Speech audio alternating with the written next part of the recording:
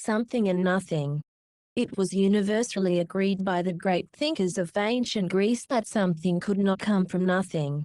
Thales, the world's first recognizable philosopher, denied the existence of nothing, maintaining that things cannot emerge from nothing nor disappear into it, and, indeed, we never witness anything vanishing into thin air nothing or appearing out of thin air. If that is true of everything we observe, it must also be true of the universe. It cannot have come from nothing. So what did it come from? It seemed to Thales that there must be a basic, eternal stuff of the universe from which everything is derived. He identified this stuff as water, since water was essential for life and came in solid, liquid and gaseous forms.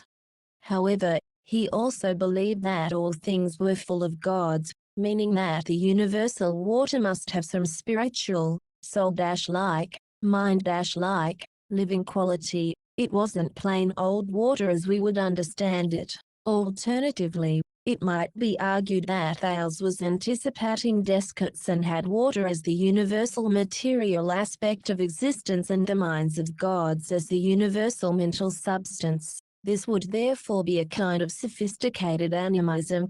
Everything is alive and has a soul. However, rather than regarding mind as existing in every different object of the world as a local spiritual God with an individual soul, thinkers such as Thales tended to use the language of soul or mind in the context of a universal principle of animation, a collective mental substance or spirit rather than lots of individual minds. Although they could revert to the second meaning if the thinkers were talking about the multiple gods of polytheistic Greece for the benefit of the superstitious masses. This approach subtly allowed a more scientific approach and, as in the Cartesian view, mind and matter could be treated separately. According to Cicero, Thales assures that water is the principle of all things, and that God is that mind which shaped and created all things from water. Commenting on Thales' theory, Aetius said, "A divine power is present in the element of water by which it is endowed with movement. So, perhaps it would be more accurate to describe it as holy water." In this view, Thales was anticipating Plato's notion of the demiurge fashioning the material world into what we see around us, with water taking the role of matter, and the demiurge being in the water rather than external to it. That is, he is shaping the universe out of himself. For Thales, no matter other than water existed. This is the first grand unified theory of everything, with all matter being water in different guises, being acted upon by a single force. Mind. This stands as the first proper scientific theory of existence, based on matter water and energy mind and how they interact. Empedocles, continuing the assault on nothing, said, "Nothing can arise from what in no way is." He was wholly opposed to any notion of a void or creation. Creationism assumes that there is a void to be filled. It is opposed by eternalism, which says that everything that exists has always existed and will always exist. Anaxagoras was another to maintain that something could not come from nothing. Instead, he envisaged order coming from chaos, mediated by some cosmic mind. This was a vision of an evolving universe rather than one of creation. The Eleatic thinker Xenophanes believed that the universe was an unmovable and unchangeable solid mass. Parts within the whole might change in relation to one another, but nothing could be added to the whole or subtracted from it. His pupil Parmenides was even more extreme and taught that authentic change is inconceivable. He said, the universe is fixed within itself, having no space in which to change or move. He argued that the future does not yet exist, and since non-existent things cannot come from existent things, then the future can never happen. The same argument applies to the past: the present cannot have come from it. As Parmenides explained it, how, then, can what is be going to be in the future? Or how could it come into being? If it came into being, It is not, nor is it if it is going to be in the future. Thus is becoming extinguished and passing away not to be heard of. This is very much an exploration of the word is. Anything that is cannot have had a past or future, because if it did then it would be a coming into being open parent in the future case close parent, or going out of being open parent in the past case close parent. It would be a becoming rather than a being. And, as far as Parmenides was concerned, a becoming was impossible, since it stood in absolute contradiction of being. Something that is, always is. The process of becoming is an impossibility, since it is forever turning the existent into a future thing that does not yet exist open parent, that is a non-existent closed parent, and also making it a non-existent in terms of the past open parent which no longer exists closed parent. Parmenides was the first great champion of being. He considered all change an illusion, and his pupil Zeno produced a number of ingenious paradoxes to show that the concept of change was incoherent and contradictory, hence unreal. Even today, Zeno's paradoxes would successfully befuddle most people. His most famous example is a race between Achilles and a tortoise, with the tortoise enjoying a short start. By the time Achilles reaches the starting position of the tortoise, it has moved on to a new position. By the time Achilles reaches that new position, the tortoise has moved on yet again, and so on ad infinitum. Achilles, in this scenario, never seems to catch the tortoise. He gets closer and closer to the tortoise but can never overtake it. So, it seems, the faster can never beat the slower if the slower has a start. Zeno is raising the question of how an infinite series of divisions, by definition inexhaustible, can be exhausted, which it would have to be for Achilles to win. We will examine this astonishingly profound thought experiment in much more detail in another book of this series. It is arguably the most important thought experiment of all time.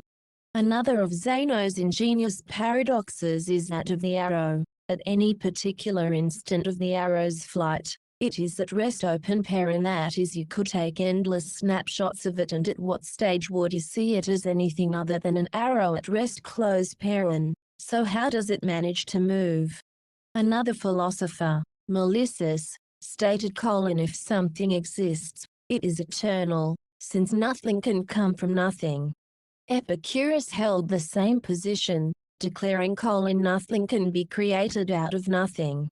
Creation versus eternalism and evolution. Creation equals getting something from nothing. An infinitely powerful and perfect creator, the most advanced and complex being conceivable, creates simpler, imperfect forms out of thin air, and in fact out of no air at all, out of absolute nothingness and non-existence. In this view, complexity precedes simplicity, perfection precedes imperfection. It is absolutely anti-evolutionary. Eternalism equals something endures eternally. Eternalism comes in two forms: 1 closed parent pure being and 2 closed parent pure becoming. Pure being eternalism is the type advocated by Parmenides, where change is illusory. Pure becoming eternalism is the type advocated by Heraclitus. There is nothing permanent except change. Something is always changing and adapting. Evolution comes in two forms: 1 closed parent purposeless and 2 closed parent purposeful. Purposeless evolution is the one favored by scientific materialism, where natural selection produces better and better adapted organisms, but no grand purpose is being pursued. Simpler forms precede more complex, better adapted forms. Purposeful evolution open parent teleology closed parent asserts that evolution has a meaning and is heading for perfection. Imperfection precedes perfection. Perfection is the omega point, the final end point. Eternalism open parent of becoming closed parent and either type of evolution work very well together. Eternalism open parent of being closed parent is not consistent with evolution. Creationism is not consistent with evolution. The Big Bang model is definitely wrong as traditionally presented because it asserts a creationist event something from nothing followed by purposeless evolution that will eventually run out of puff and degenerate into a permanent state of maximum disorder and death. The final consequence of the second law of thermodynamics. There is definitely no happy ending in scientific materialism. The universe serves no purpose at all and mind and life are mere by-products, devoid of meaning. The universe has no objective. It just exists for no good reason. The the fundamental stuff of the universe. As we have seen, Thales identified water as the ark, with a kind of universal mind operating in it or through it. Thales' pupil Anaximander also put mind and matter together to create a monistic living mass, invisible and indeterminate, called the apeiron the infinite . The apeiron filled all of space as a plenum and contained limitless motion. This motion caused the apeiron to fragment in various ways to create the various particles of the world. In due course, the ongoing motion would bring about the reverse process and everything would come back together again. This view was highly influential within the Illuminati given that Pythagoras, the first official Grand Master of the Illuminati, studied under Anaximander. Pythagoras gave the infinite form and definition by declaring that it was in fact numbers. The whole of existence was controlled by numbers and reflected numerical relations, which created the order and harmony of the cosmos. The music of the spheres was the cosmic soundtrack of numbers. Next to play the arc game was Anaximenes, who believed that the basic substance was air, from which everything else was derived by rarefaction and condensation. Then came Heraclitus, another Grand Master of the Illuminati, who characterized the universe as a perpetual becoming, and he considered that the best way to define it was as an eternal fire. We might think of this ceaseless fire in terms of the modern concept of endlessly transforming energy, energy being a highly mathematical concept. Heraclitus saw this eternal fire as an expression of a great cosmic conflict, an idea that would later find new life in Nietzsche's Will to Power, in which he envisaged all of existence as an endless competition for power. Yet, for Heraclitus, underlying the strife was a rational order known as the logos, like the scientific laws of nature.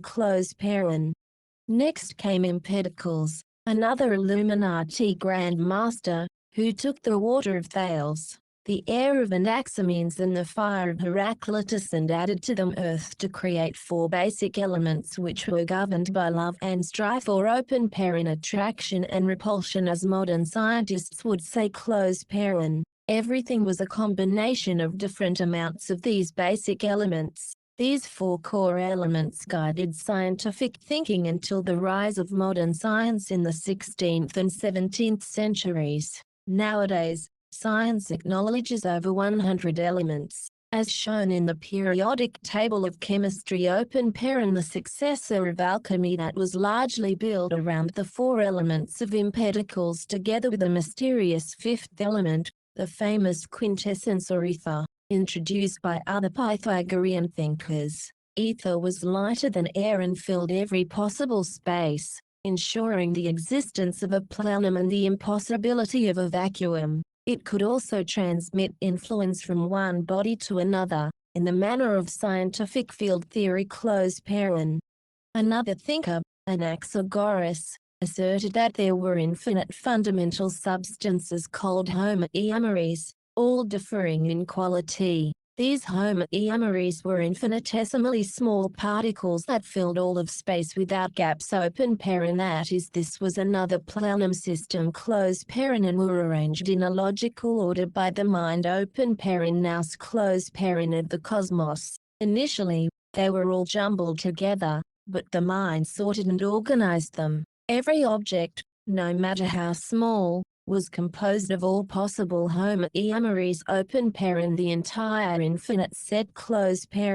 As Anaxagoras said, everything has a portion of everything hidden within it. but only that which is most numerous will be apparent. So, iron appears as iron because homoeomeres of iron outnumber the homoeomeres of all the other substances. This view implies that nothing is ever pure and all things are in some sense alike since everything contains everything, but in different concentrations. Everything can be transformed into everything else just by changing the relative proportions of the different homoeomeres. An idea that was of course highly influential in later alchemy. Could iron be changed to gold by decreasing the iron homoeomeres and increasing the relative proportion of gold homoeomeres? A corollary is that everything also contains its opposite, hence can dialectically change into its antithesis. Mind is the orchestrator of the homoeomeres and might be regarded as the most refined, purest and highest quality of the homoeomeres. It is present in significant quantities only in living things, and, when it leaves, they die, but it does not in any way create the homoeomeres. Like them, it is material and eternal. It is cold mind because it intelligently organizes things, produces order and is the cause of all meaningful phenomena. It doesn't operate by blind chance, yet we don't need to think of it as a godlike consciousness. A sleepwalking, unconscious human being can perform intelligent tasks. Why not a sleepwalking, unconscious universe? The final significant contributors were the atomists Leucippus and Democritus, who declared that all that existed were, on the one hand, atoms in an infinite number of them, all quite similar but differing in shape and size and void. On the other, atoms were tiny too small to be seen and indivisible that's what atom means while the homoeomeres of Anaxagoras were infinitesimal implying that all objects are infinitely divisible atoms were not. They were hard, solid particles, the smallest parts into which matter could be divided, and were equipped with various shapes and hooks. All of them flew around randomly in the void, colliding with each other and holding together with their hooks until something split them apart again. They were ceaselessly rearranging themselves, thus creating all of the diverse phenomena of the world. The worldview of the atomists succeeded to some extent in resolving the enigma of being and becoming. The atoms were eternal, immutable entities, pure being, while they were constantly moving and colliding, thus producing a world of eternal becoming. Although the atomists also firmly denied that something could ever come from nothing, they felt that the void nothing must be allowed to exist on the same basis as something. One could not be privileged over the other. The atoms and the void were both eternal. The void was the everlasting theater in which the actors of existence, the atoms, everlastingly moved. Life and mind were explained as being the product of special spiritual or soul atoms that mingled with the other atoms. They were rounder and smoother than other atoms and more mobile, but they were material objects like everything else. People stay alive by breathing spiritual and air atoms in and out in a careful equilibrium, and when they can no longer do so, they die. To explain the workings of the mind, the atomists also spoke of sense atoms and thought atoms, with the former impinging on the latter, that is, creating sensory impressions on which the thinking atoms then reflected. All phenomena occurred via the physical contact of atoms. No information could be transmitted except via the collisions of atoms. This was a supremely materialistic view and inspired the ultra-materialism of modern science. There is no first cause for the atomists, and no purpose. The universe isn't trying to accomplish anything, it just endlessly rearranges itself. Meaning is entirely absent. These various models of reality of the ancient Greeks cannot be bettered. They covered every base. The view of the modern Illuminati is that Pythagoras was right all along. Number or mathematics, to be more general, is the arc. The effects of mathematics resemble the fire of Heraclitus in conjunction with the infinite of Anaximander. The attractive and repulsive forces of imparticles and the particles of the atomists open paren except as Leibniz and Monod's close paren. All of humanity's philosophical and scientific thinking has in essence been nothing but a continual process of refining the brilliant insights of the ancient Greeks, the true founders of modern civilization. Greece truly is the cradle of the world. Where would we be without the brilliance of the ancient Greeks? They were so dazzling. They were like gods being dropped amongst apes. Even today, the average person wouldn't be able to understand the thoughts of the Greek geniuses. They are still far ahead of their time even though they died thousands of years ago.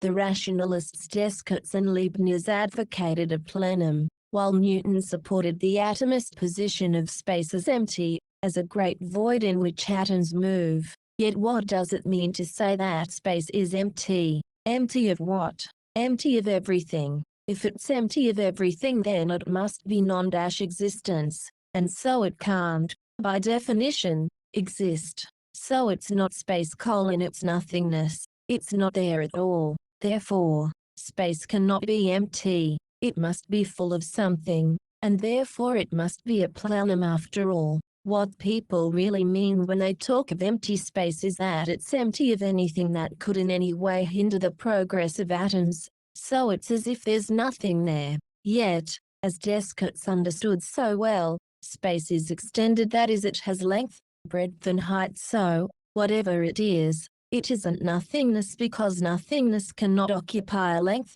breadth and height.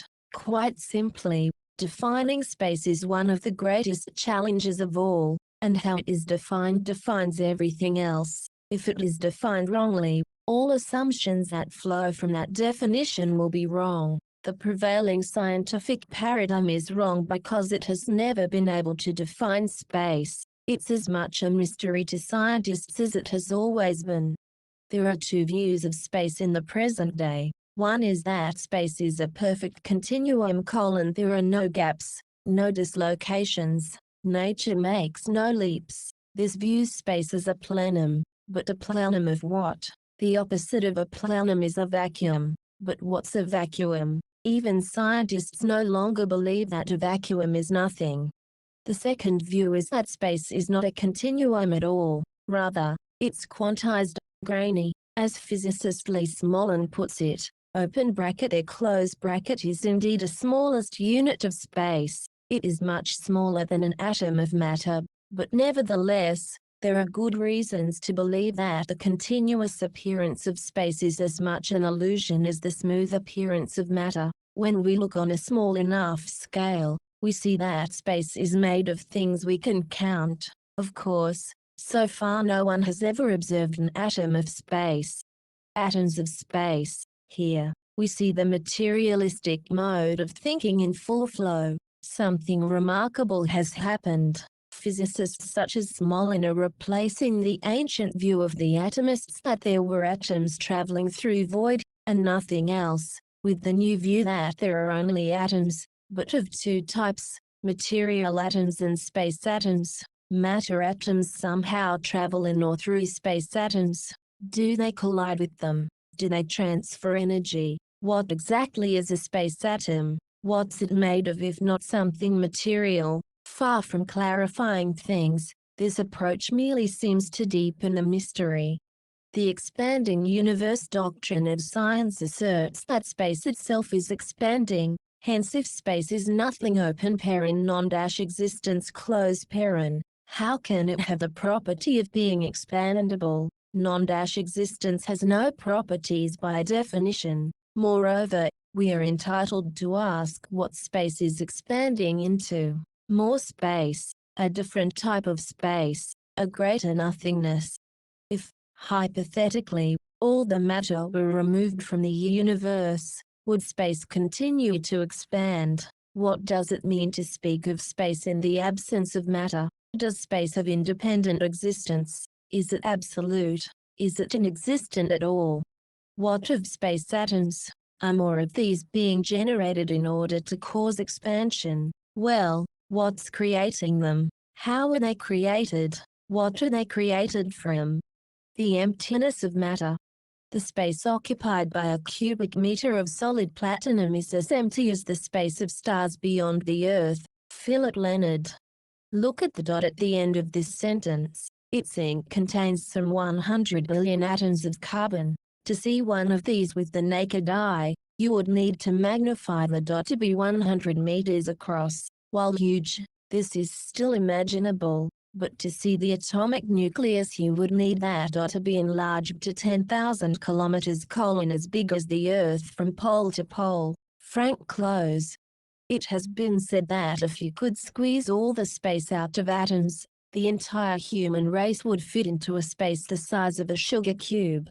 Although we seem to live in a resolutely solid world, nothing could be further from the truth. Our world is made of atoms, and atoms are 99.9999999999999 empty space. The atomic world is a grand illusion, emptiness presented as solidity. However, the apparent emptiness isn't the whole story. The atom is full of force fields, the most obvious to us being the electric and magnetic fields. If we inflated an atom to human size and then tried to enter its apparent emptiness, we'd be stopped instantly by force fields.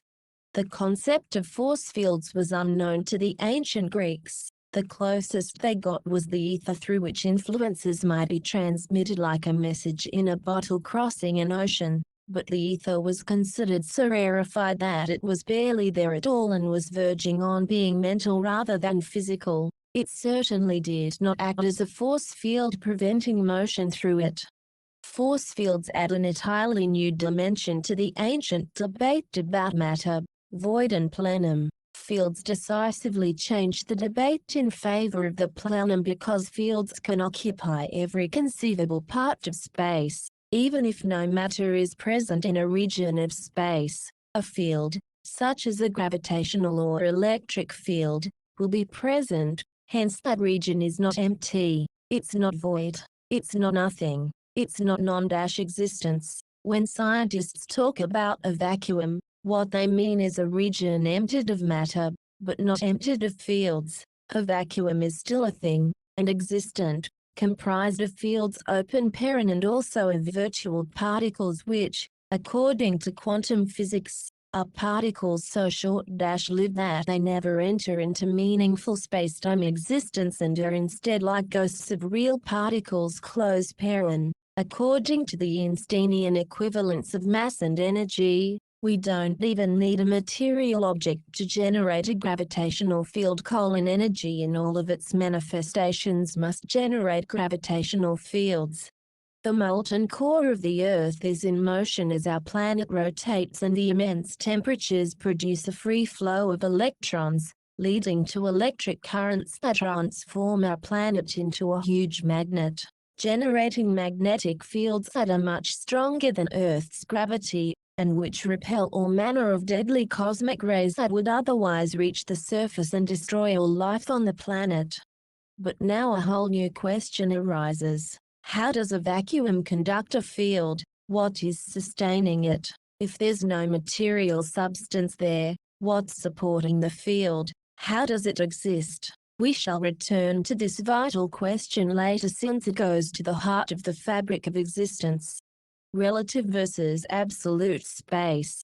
Aristotle, one of the most influential thinkers of all time, who dominated scientific thinking until Copernicus and the birth of the modern scientific age, was resolutely opposed to the existence of the void, famously declaring, "Nature abhors a vacuum."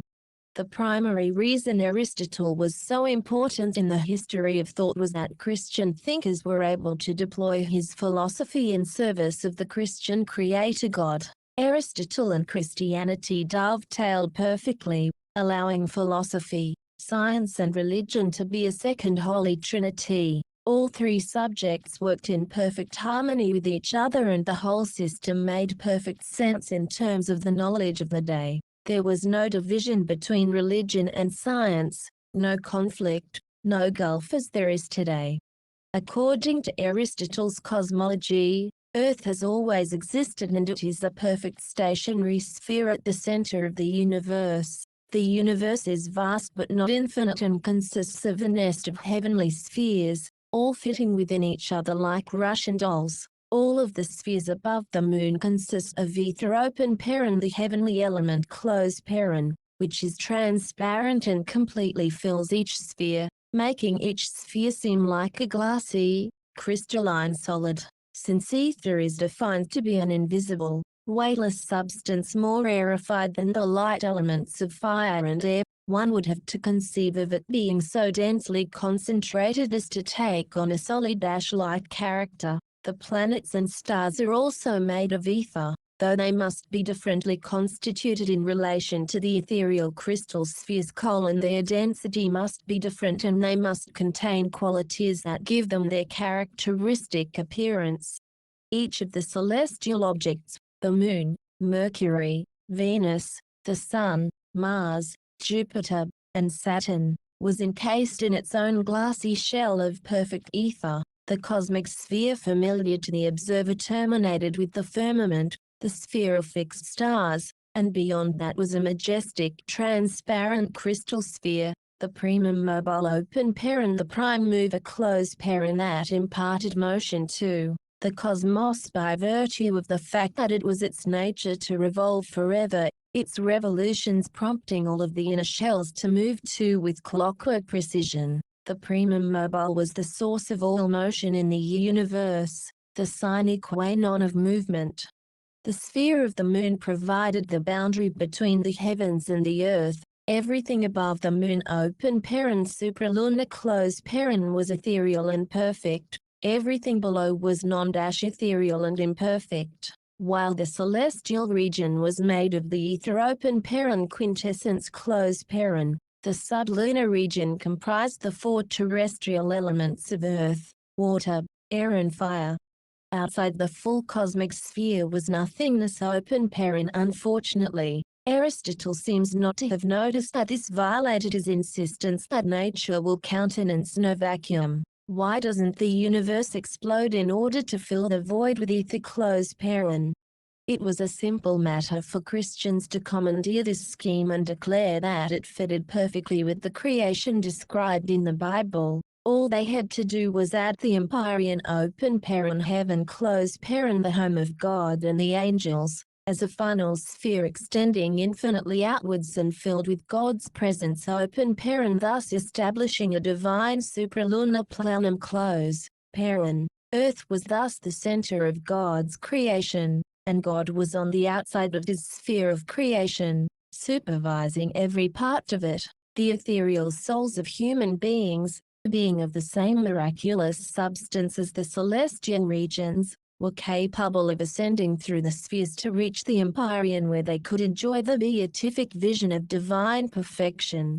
This all made perfect sense prior to the birth of modern science. In fact, even now, it retains a certain beauty and plausibility for the ill-educated. It's a true grand unified theory of science, philosophy, and religion, and it's easy to see why it seduced so many people. It explained everything in a rational and clear way open paren, as long as awkward, detailed questions were avoided closed paren. It contained meaning and purpose, and everyone knew that they must strain to rise upwards spiritually open paren and even physically closed paren to reach heaven. People could literally imagine a transcendent soul journey through the planets and stars to heaven, and Dante describes just such a journey in Paradiso. No one would fear death if they thought they would soon be enjoying such a journey, the little trip of a lifetime. As for hell, it was located at the center of the earth. Evil people would be consigned there for eternity. Hell was physically down and heaven was physically up.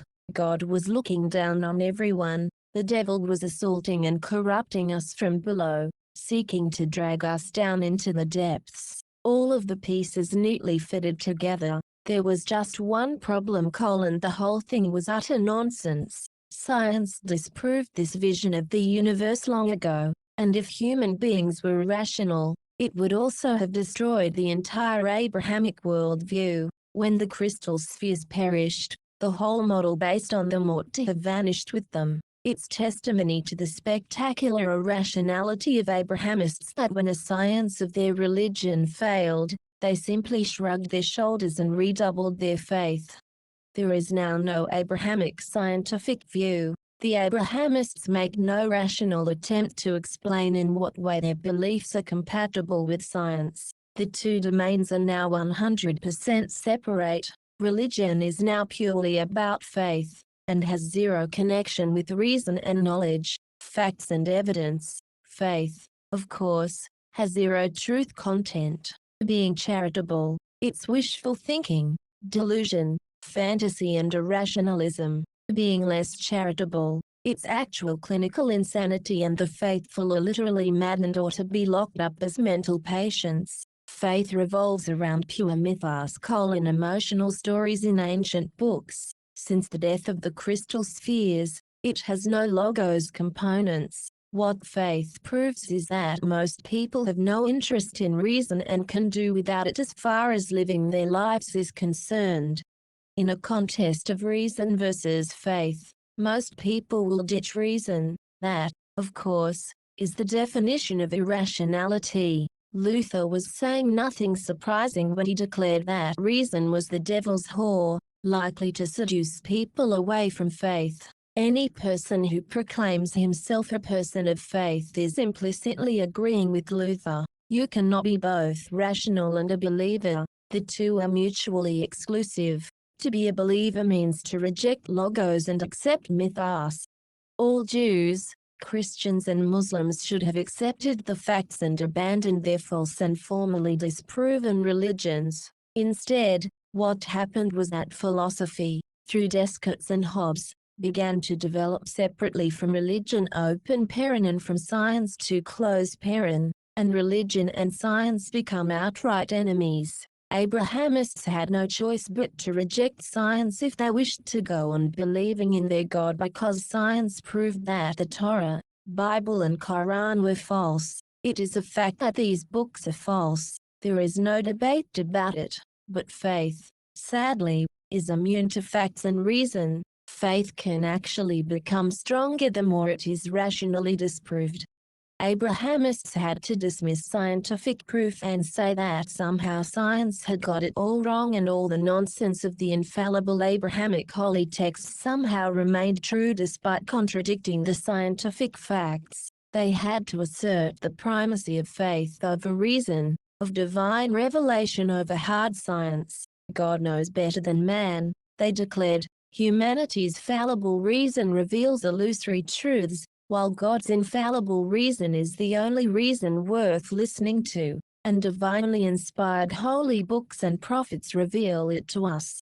Abrahamism is hatred of reality, a refusal to face the facts, a disregard of reason and logic in favor of delusion and fantasy. Abrahamism is the most disturbing phenomenon in our world. It's severe mental illness on a vast scale, turning Earth into a mental asylum. It removes reason as humanity's touchstone of certainty. It makes mythos the centerpiece of existence, that is, it makes the Earth's world. We live in a kind of fairy tale, but no one lives happily ever after. Illuminism is the only way to fix the world. It once again reconciles science, religion and philosophy, except on an enormously more complex and sophisticated level than that of Aristotle's grand synthesis. Illuminism rejects faith entirely and celebrates knowledge, reason and logic. Above all, it brings science, religion and philosophy together by expressing them in a single underlying language, mathematics. There is no other way of reconciling science, religion and philosophy. It's Illuminism or nothing. If you want to approach religion rationally, you cannot do anything other than embrace Illuminism. Otherwise, you will have to inhabit the fantasy world of Abrahamism where the truth never intrudes. As we keep saying, Abrahamism literally has zero truth content. Not one word is true or worth listening to. It's false in every possible way. It has been disproven beyond any doubt. Yet billions still cling to it. There is no sadder fact about our world. It means that we can have no expectation that human beings will act rationally, or be persuaded by rational arguments. Will, not intellect, rules human beings. That is humanity's supreme tragedy. No wonder that the German philosopher Schopenhauer identified will as the source of evil and concluded that existence itself was fundamentally evil. Aristotle was a relationist when it came to empty space, that is, he did not accept space as real, as absolute.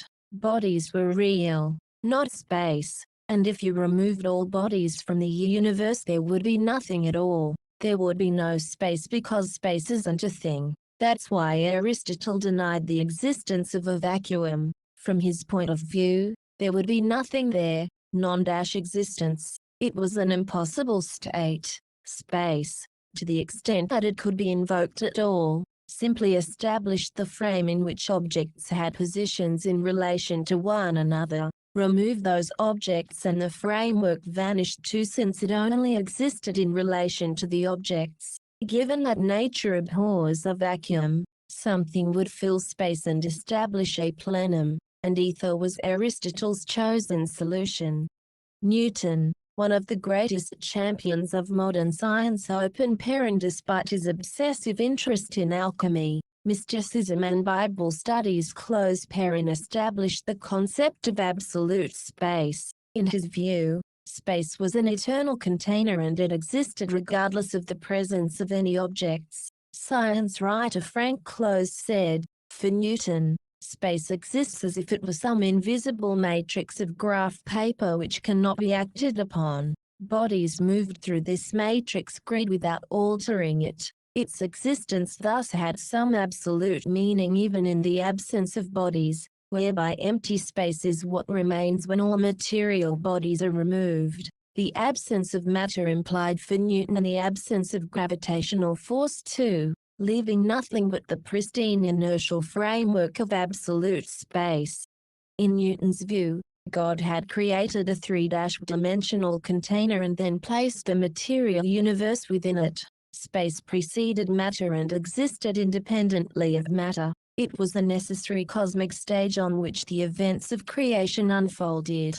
They could not happen without it because it provided the means of establishing absolute relations between things. Leibniz, for most of his life, supported the Aristotelian relationist position and took issue with the Newtonian view. Leibniz argued that space came into existence when the material world appeared, and not before. Space is not a container, nor indeed is it anything at all other than the means for allowing us to describe the spatial relations between objects. In the Newtonian framework, absolute motion can be distinguished from relative motion, open paren, in principle if not practice, close paren, but not in the Leibnizian framework. Leibniz advocated a principle called the identity of indiscernibles. According to this principle, if no differences between two objects are discernible in principle, then they are identical, that is, they are one and the same object. Leibniz proposed a thought experiment in which two different universes containing exactly the same objects are compared. In the first universe, every object occupies a particular location in absolute space. In the second universe, every object is uniformly shifted 2 kilometers west. How could we tell the two universes apart? If we can't distinguish them, then they are identical. Hence the concept of absolute space is refuted and relationism is vindicated. Even Newton agreed that it was impossible to determine the absolute position of any object. It seems that we can only ever observe the relative positions of objects. However, Newton believed there was an experiment, known as Newton's bucket, that did reveal the existence of absolute space. Imagine a universe containing nothing but a person with a bucket of water. A rope dangles down into the water and is firmly attached to the base. Initially, the bucket and water are at rest. The person then takes the rope and uses it to rotate the bucket. After a few seconds, the water and bucket are both in uniform motion. There should be no difference between water in a stationary bucket and water in a bucket moving in rotation, since, Relative to each other, the rotating bucket and water are at rest. However, the water is observed to curve upwards at the sides of the bucket. Since the bucket or the person is not causing this effect, it must be caused by the universe by rotation with reference to absolute space. Although this argument is not without difficulties, it was generally held to give final victory to Newton, and that things remained until Einstein's special theory of relativity. Prior to that theory, everyone had assumed the existence of a luminiferous ether that filled space, acted as the medium for the transmission of light and provided an absolute frame of reference. However, Einstein's theory dispensed with the ether since it could not be detected by any possible experiment as revealed by the fact that the speed of light is found to be the same in all frames of reference, hence is unaffected by any hypothetical ether. Without ether, there is no absolute space, hence only relative motion has physical meaning. This seemed to establish that a version of Leibniz's relational view of space was correct after all. That said, relativity and relationism do have distinct conceptual differences. They are often bracketed together because they both deny the existence of absolute space and time and are based on relative rather than absolute relations. In Newtonian physics, there is an absolute time difference between two events, theoretically calculated with respect to the beginning of time. Although we can never in practice establish the first tick of the clock: that's God's business. In Leibnizian relationism, we can establish that event B took place 2 seconds after event A, and event A occurred 2 seconds before event B, but we can never establish any absolute time for the events. In Einsteinian relativity, two observers can each think they are 2 seconds ahead of the other thanks to the relativity of simultaneity, something inconceivable to a relationist. Relativity is therefore the most extreme kind of relationism, where even absolute relations such as B taking place 2 seconds after A are replaced by relative relations where the question of whether B took place 2 seconds after A or before A is observer-dependent. Leibnizian relationism respects an objective ordering of two temporal events. Einsteinian relativity does not. It provides for a consistent but subjective view within a particular reference frame. Relativity, in common with Newtonian physics, gives a decisive role to inertial coordinate systems and inertial motion, except it does so in a radically different way, removing an absolute reference frame. Inertia is not defined in terms of relations with other bodies, which it would be in a purely relational system. Instead, it is defined with respect to each and every individual body. Einstein said, "The laws by which the states of physical systems undergo change are not affected, whether these changes of state be referred to the one or the other of two systems of coordinates in uniform translatory motion (that is, inertial coordinate systems). The debate comes down to inertial frames of reference. In both Newtonian and Einsteinian physics, any coordinate system centered on an individual body and moving uniformly in a straight line can be considered stationary, but Newtonian physics declares that there is an underlying absolute reference frame against which all motion is ultimately measured, while Einsteinian physics denies this, declaring instead that it's all relative. Relationism, on the other hand, would never talk of any individual body viewed in complete isolation in its own inertial reference frame since that defies the whole definition of a relation with other things.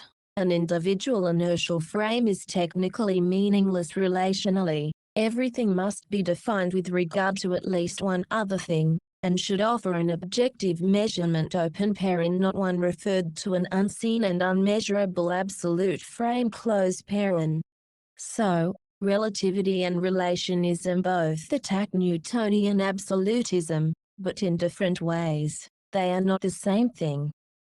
Einstein and Newton had radically different views of what masses, Einstein said mass increases as velocity increases. Newton denied this. Also, in Newton's model of the world, the Sun and Earth interact instantaneously gravitationally, but for Einstein gravitational effects cannot travel faster than the speed of light, and we know that it takes 8 minutes for sunlight to reach the Earth. The Platonic view. Plato expressed a dualistic view of reality. There was a perfect, eternal, transcendental world of immutable forms, and an imperfect, mortal, ever-changing material world of relative falsity and illusion. While the transcendent realm was one of absolute truth, the physical world was one of deception, illusion, and appearance where no sure knowledge was to be had. A mind could find genuine knowledge only by making contact with the higher realm. This is a highly rationalist view. Experience of the material world open paren empiricism close paren does not provide anyone with reliable knowledge. Only reason that can operate in the world of perfect forms can yield certainty.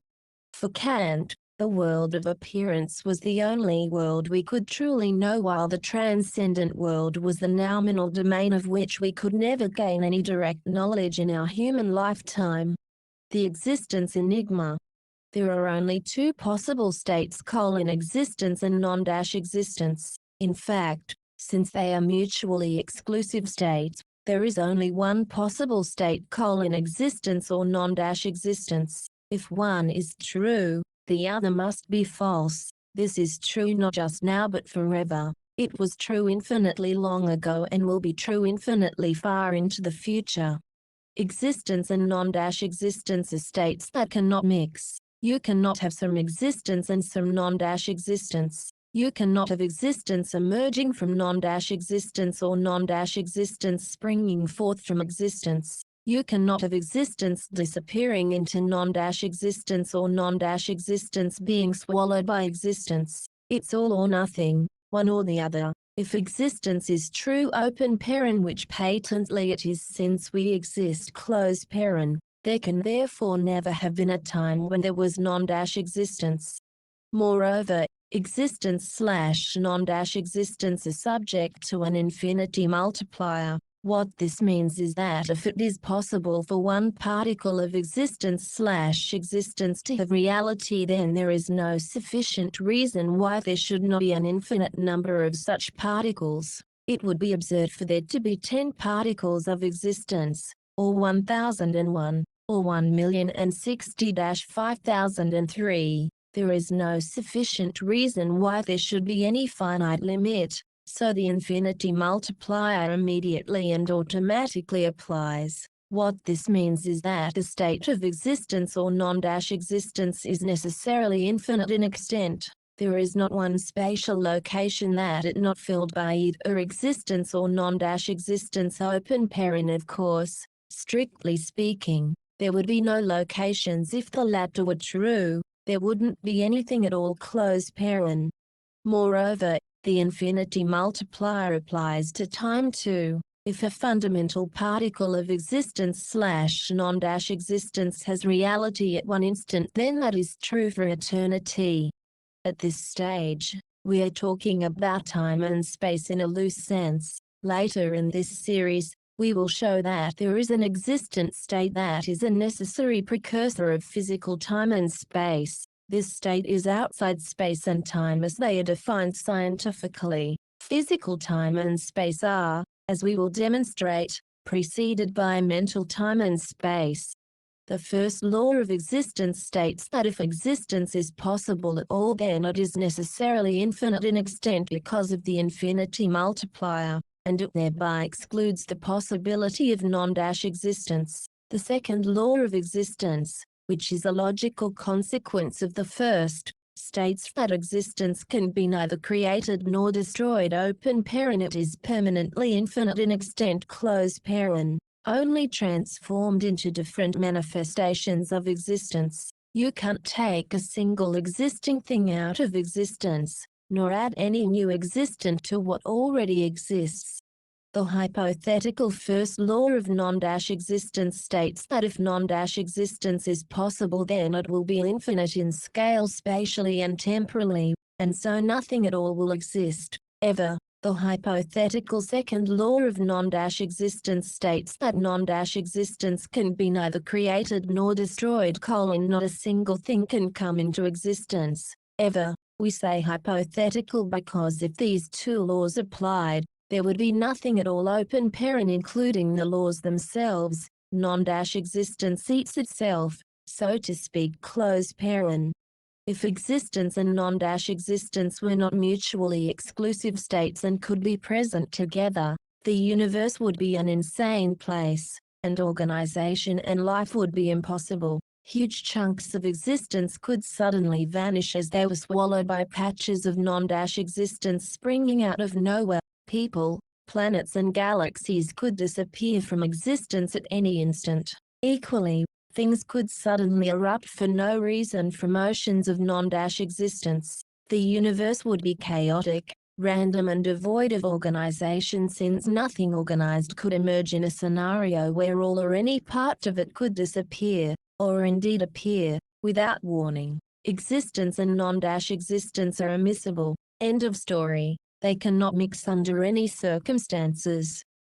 Our own individual existence, the fact that we can say, as Descartes did, "I think therefore I am," means that we can be certain of several things: 1. By virtue of our own existence, it is proved that non-existence is an impossible state, and therefore that there is an infinity of existence. The universe of existence has no limits whatever. It stretches to infinity. That's an indisputable rational fact. 2. There is no further point contemplating non-existence. Had this state been true, and hence existence false, we wouldn't be here to think about it. But it is false now, false in the past, and false forever. We will later provide a logical mathematical argument to explain why existence is preferred over non-existence, but there was never any time when any decision had to be made. Existence has always been true and non-existence always false. Existence is an eternal and indissoluble fact. Existence is the way it is and it can't be otherwise. Non-existence, as the mutually exclusive partner of existence, can be ruled out forever as a subject worthy of our consideration. A creator God making existence spring out of non-existence, creating something from nothing, is also logically and permanently refuted. There can be no Abrahamic creator God, and all Abrahamists are wrong and deluded. That's a fact. 3. The fundamental stuff of which we are made, the fundamental stuff of existence, is eternal. It is infinitely old and it will endure eternally. It cannot perish. It cannot be annihilated. There is no means to stop it from existing. That, of course, goes for us too, our immortal souls. The existence of immortal souls is just about the surest and most logical concept you can possibly have. 4. The fundamental stuff of existence is capable of producing mind, life and consciousness. We know this for the simple reason that we ourselves are living creatures with conscious minds. 5.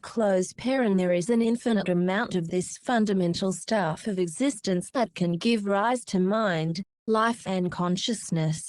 6. The universe of existence is infinite in extent. It does not exist with regions of non-existence that limit its scale. It is unlimited in any definition of time and space that we choose to apply. It is everywhere and it is eternal. 7. Whatever this fundamental stuff of existence is, it is ultimately what defines us, our thoughts, our lives and the universe itself. We are the way we are because it is the way it is. Its properties make us. All of our properties are inherent in it. So, what is the fundamental stuff of existence? The arc, to use the ancient Greek term . Are there infinite, discrete fundamental particles, or is there an infinite, continuous existence field? In fact, both are true, and this is a result that chimes perfectly with contemporary physics, which speaks of quantum field theory, mediated by the exchange of quantum particles. That is, fields and particles go together, they are inextricably linked. But while scientists, in accordance with the prevailing ideology of scientific materialism, insist that the fundamental fields and particles are material things, the truth is otherwise. We will show conclusively that they are mental, not physical. What are the fundamental axioms of existence? Here is an initial set, all of which are intimately connected, and flow one from the other and into each other. Axiom 1: non-existence is impossible. Axiom 2: existence cannot be created from non-existence, and existence cannot disappear into non-existence. Axiom 3: existence is everywhere and forever. Axiom 4: anything that exists is eternal in terms of its constituents. Axiom 5: there are no limits on existence, hence it is infinite. Axiom 6: the universe is infinite. Axiom 7: nothing can be added to existence or subtracted from it, but existence can continually transform itself. Axiom 8: any transformation of existence must reflect the inherent properties of the fundamental units of existence, since otherwise things previously non-existent things would be coming into existence in contradiction of Axiom 1, the fundamental basis of existence. In particular, there is no such thing as emergence where novel, previously non-existent phenomena are said to appear as a result of mixing ingredients in certain special ways. Axiom 9: a key corollary of Axiom 8 is that mind, life and consciousness must already be present in some form in the fundamental units of existence, otherwise, these would have to be treated as non-existents that suddenly came into existence through some miraculous emergence, in contradiction of Axiom 1. Axiom 10: the fundamental units of existence are therefore in some sense alive. Axiom 11: the fundamental units of existence are therefore in some sense imbued with mind, and consciousness is a potentiality of mind even if it may be difficult to express it. Mind in its basic condition is unconscious. Alternatively, we might say that consciousness is the highest expression of unconsciousness, or unconsciousness is the lowest expression, ground state, of consciousness. Axiom 12: the fundamental units of existence are unconscious or pre-conscious, and consciousness is nothing but a more complex version of the mental processes involved in unconscious or pre-conscious minds. That is, unconsciousness and consciousness exist on a spectrum and are not wholly different states. Consciousness is more advanced, more complex, and consciousness, since this is such a key point, we will give an example. A sleepwalking human being is not conscious and yet can walk, talk, and perform complex tasks. The difference between an unconscious and conscious human being is that the latter can reflect on what he is doing and remember it. The actual mental tasks performed may be identical in both cases, and indeed there is a great deal of evidence that unconscious acts can be performed more expertly than conscious acts, as in the sporting arena where sportsmen and women often fail when they become overly conscious of what they are doing and leave the zone where they had previously been doing things effortlessly. And essentially unconsciously. Consciousness is different in quality from unconsciousness, but is not different in kind. It's a more complex and sophisticated version of the same phenomenon. If you think about it, all human beings are continually acting according to unconscious factors as well as conscious ones, and these are seamlessly integrated to provide the appearance of 100% conscious control, when the truth is rather different. But what this means is that consciousness and unconsciousness are not two different substances, but the same substance expressed with higher or lower quality, with greater or lesser expression of its inherent potential. Axiom 13: it follows from Axiom 12 that the universe is capable of performing minded, purposeful, intelligent acts, just like a sleepwalking human being. The universe can be conceived as an unconscious, sleepwalking, living intelligence. It is not stupid, lifeless, mindless, robotic, mechanistic and purposeless, as scientific materialism asserts. Axiom 14: It follows from axioms 12 and 13 that the universe is inherently teleological: it has purposes that it seeks to fulfill, and above all, it seeks to become conscious as the best means of enacting its purposes. Axiom 15: It follows from the previous axioms that the universe is an evolving, purposeful organism or mind, not a lifeless, clockwork mechanism obeying implacable machine laws, as is so often characterized by scientific materialists. It may seem that many of these axioms are at odds with Big Bang theory, which asserts that space and time had a definite beginning some 13.7 billion years in some kind of creation event. We will show as we proceed how to correctly interpret and understand the Big Bang as part of an infinite series.